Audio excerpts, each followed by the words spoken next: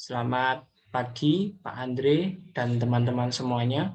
Kami dari kelompok materi 11 akan mempresentasikan hasil kerja kelompok kami tentang teori dari Alfikon. Tanpa berlama-lama, silahkan bagi Mbak Nana untuk share screen.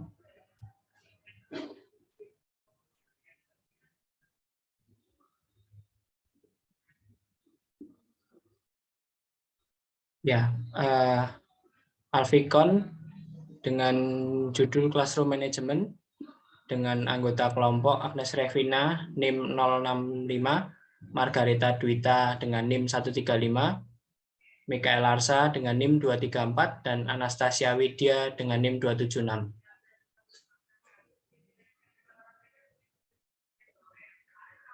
Alfikon lahir pada 15 Oktober tahun 1957 di Miami Beach, Florida.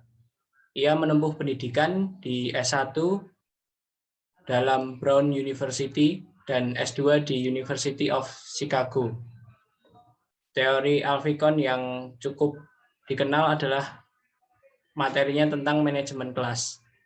Alfikon berpendapat bahwa para guru harus meninggalkan cara lama dalam mengendalikan perilaku siswa dan sebagai gantinya, guru harus menciptakan situasi belajar dengan sebuah metode yang menarik. Alfikon juga percaya bahwa sekolah tidak akan menjadi tempat yang menarik dan produktif untuk belajar sampai kita menyadari bahwa hukuman atau punishment, reward atau penghargaan, dan hal sejenisnya hanya bersifat sementara bagi siswa itu sendiri.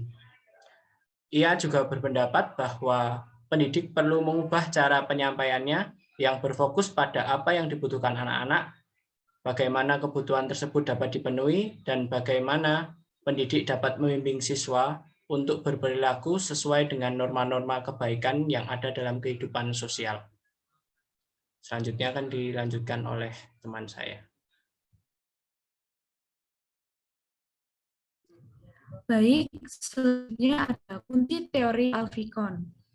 Pertama ada a criticism of the new disciplines.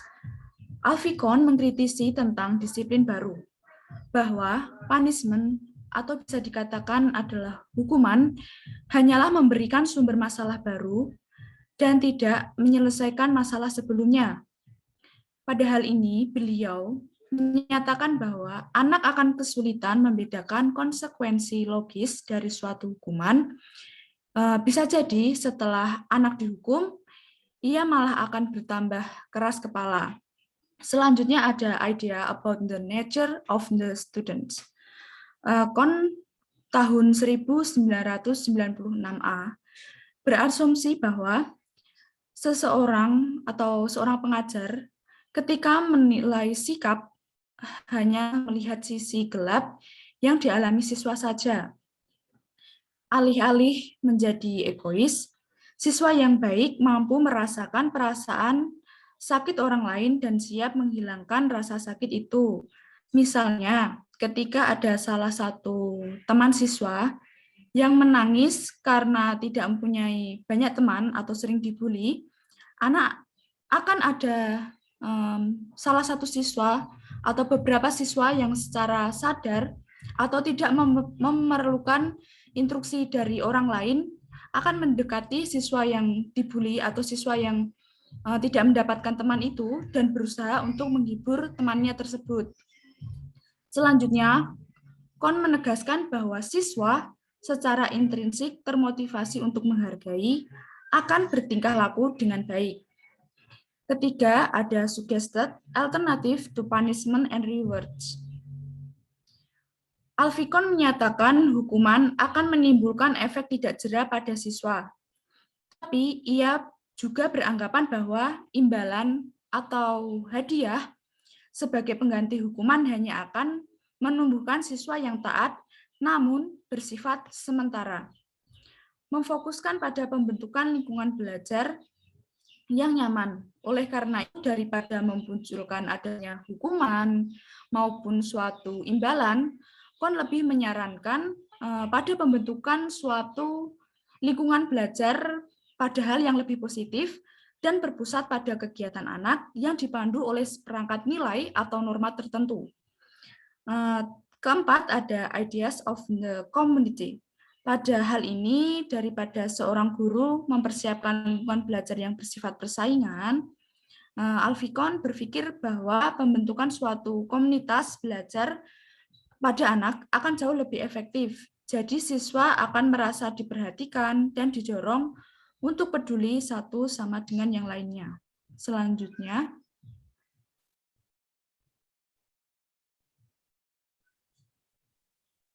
baik, selanjutnya ada contoh dari Alfikon ini.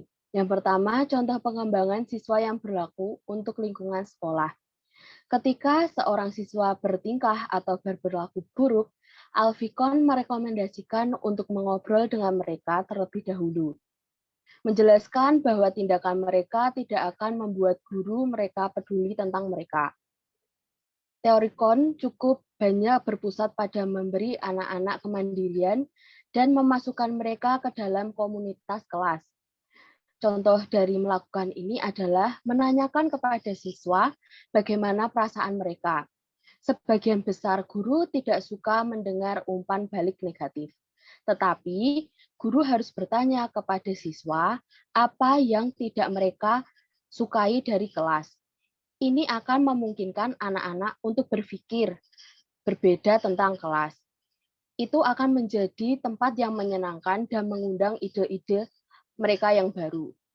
Lalu selanjutnya ada contoh yang kedua, yaitu menunjukkan kepada anak-anak bahwa guru menghormati mereka dengan mengizinkan mereka untuk berpendapat tentang apa yang harus dibaca selanjutnya, atau memutuskan tata letak ruang kelas, atau kemana mereka akan pergi dalam karya wisata.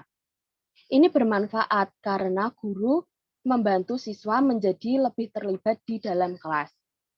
Strategi pengajaran yang baik yang didorong oleh KON adalah mengajarkan kepada anak-anak untuk merawat orang lain sebagai cara untuk memahami mereka.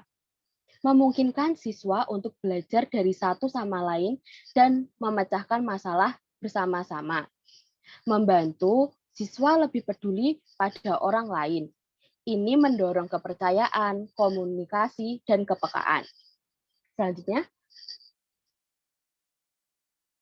yaitu ada contoh yang ketiga adalah daripada memberi siswa daftar aturan kelas, guru seharusnya mengundang siswa untuk membuat beberapa aturan yang menurut mereka dapat digunakan.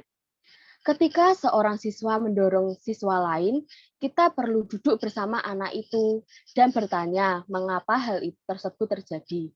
Guru perlu menjelaskan mengapa mendorong atau memukul tidak boleh dilakukan, bahkan ketika seseorang sedang marah dan frustasi. KON juga berbicara tentang pengujian yang dipalsukan. KON tidak setuju dengan pengujian standar, dan KON mendorong guru untuk berbicara dan berargumen untuk menunjukkan cara belajar siswa. Serangkaian standar yang ketat tidak dapat diandalkan karena tidak semua anak sama. Selanjutnya akan dijelaskan oleh teman saya. Baik, selanjutnya ada hal penting lain yang perlu diketahui dari teori Alfikon ini sendiri, yaitu bagaimana cara pandang Alfikon terhadap manajemen kelas.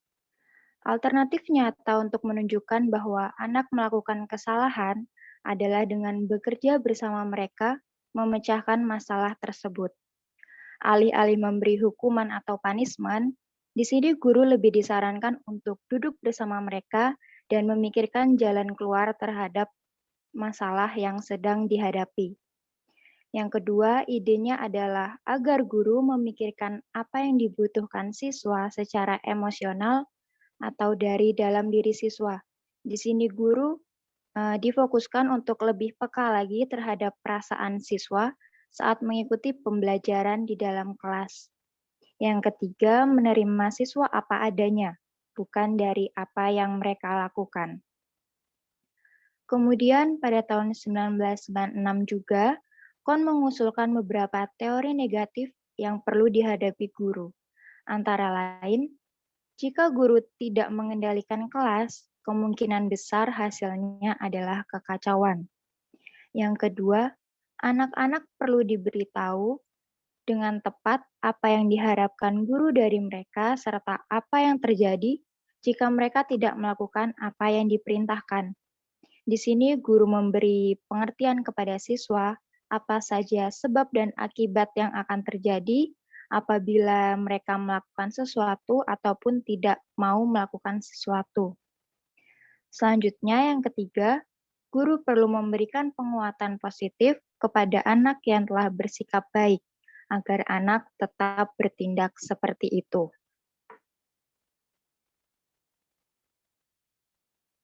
Demikian presentasi dari kelompok kami. Apabila ada salah kata, kami mohon maaf dan kami ucapkan terima kasih atas perhatiannya. Sekian dari kami.